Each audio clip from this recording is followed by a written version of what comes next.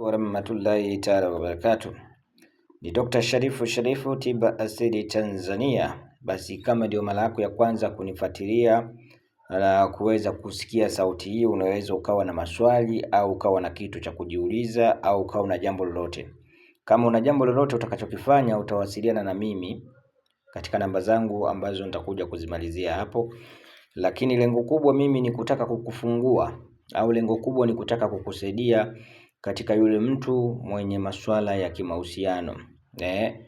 Yule mtu umeachwa, yule mtu mmegombana, yule mtu umetrafikiana naye. Haya yote ndugu zangu huwa yanasababishwa na mambo ya sihiri.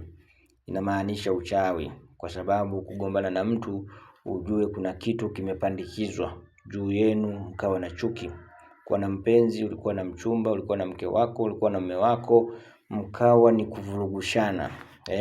Sasa hii huwa ni nuksi inatiwa au ni balaa inatiwa ili kuwafalakanisha katika mambo hayo. Nakuta hamuelewani. Huyu anakuona mbaya, huyu naye anaona mbaya, huyu anakuona mbaya. Ukiona vitu vya namna hiyo, inatakiwa dawa ipatikane ya kutuliza kelele katika ndani ya nyumba, kwa sababu mnaweza mkakaa katika nyumba fulani mkahamia ukao ndio matatizo, au mkahamia sehemu ikao ndio matatizo, au baada ya kufanya kitu fulani ndio mkao maelewano hamna, wewe ukamchukia na wewe akamchukia, kumbe mmefalakanishwa na watu ambao wameona kwamba mnakwenda sawa sawa. Hilo la kwanza uliweke kichwani. Huwa nakuletea elimu, na ukitaka unifuatilie nitakuwa nakufundisha elimu mbalimbali ambazo za uhakika. Achana na wengine humu watakufundisha baadhi ya vitu uongo mwingi, utadanganywa hivi na hivi, utadanganywa vitu ambavyo sio sahihi. Mimi sioni ubora wa kufundisha elimu ambayo haina manufaa kwako. Sioni ubora wa kufundisha kitu ambacho sina uhakika nacho, kwa sababu sitaki mambo ya kufundisha uongo ambao hausaidii. Mimi nataka ukinifuatilia nikujenge, ufanye vitu vyangu, ufanyie kazi, uone majibu, wiki kesho ukamshukuru Mwenyezi Mungu Subhanahu wa Ta'ala katika kile ambacho nakufundisha ndugu yangu. Lengo la kufundisha ni lengo la kufahamisha mtu afahamu namna gani ya kuweza kufanya hivi, ana matatizo haya, ana malazi haya, ana shida hizi. Lengo ni kusaidia. Sawa sawa. Kusaidia, wewe unaweza ukawa na shukrani ukasema daktari umekusaidia kwa kitu fulani hapa. Mwingine anaweza kuwa na shukrani akasema daktari umenisaidia katika jambo fulani, kwa shukrani hapa. Sio lazima kwamba labda daktari nikimuitisha hivi ataniomba gharama nyingi itakuwa hivi. Sisi au mimi sifanyi kwa design hiyo. Wewe tukielewana unaka kitu fulani, basi tuende kazi. Na haka kuna jambo hili na hili, ukiwa mbali ukiwa wapi, tunasaidiana na kufundisha vitu, na unafanya hapo hapo na unaona matokeo hapo hapo. Sio mtu akudanganya atakufanyia huko. Mimi kama tunafanya una kazi tunakuwa tunaifanya mimi na wewe hapa hapa.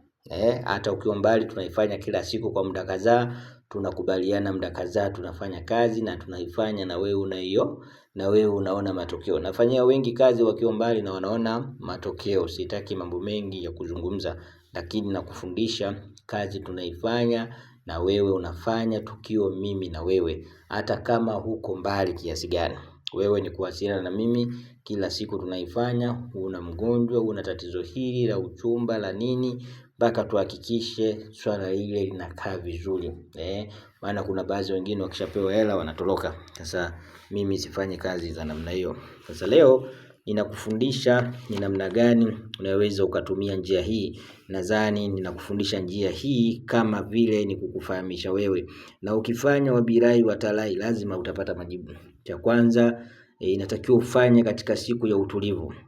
Siku ya Ijumaa unaweza ukafanya asubuhi, ukafanya usiku, lakini ukapata utulivu, hamna kelele. Ukiona mchana uwezi, asubuhi uwezi, basi ifanye usiku kwa idhini ya Mwenyezi Mungu, inaweza kukuletea matokeo mazuri. Cha kwanza, oga mwili wako ukiwa safi.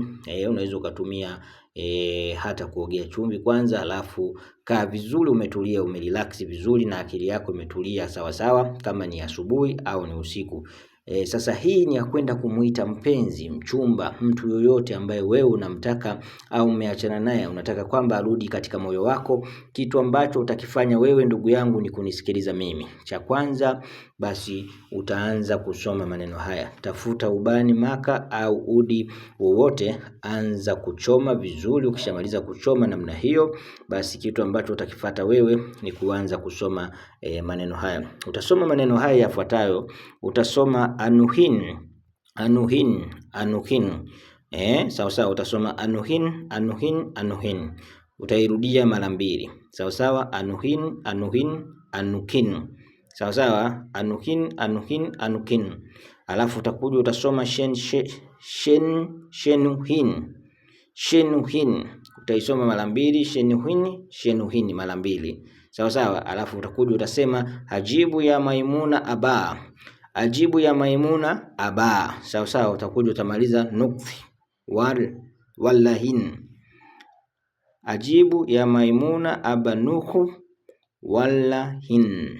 Alafu baadaye utakuja utasema kullubi, utakuja utasema kullu aba, kullu aba, kullu aba. Taja jina la mtu unayemtaka, fulani bin fulani. Taja jina unayemtaka, fulani bin fulani. Litaje, litaje. Utarudia tena, utakuja utasoma ila kullubi, jina lako unalitaja, ila kullubi, jina lako. Utakuja utataja aza, aza, aza.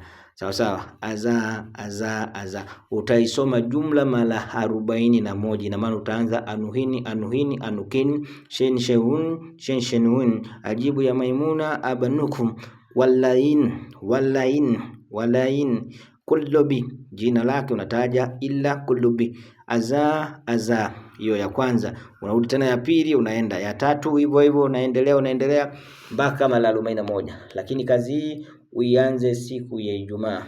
Kishaanza siku ya Ijumaa, unapiga Jumamosi, unapiga Jumapili, unapiga Jumatatu mpaka Alhamisi.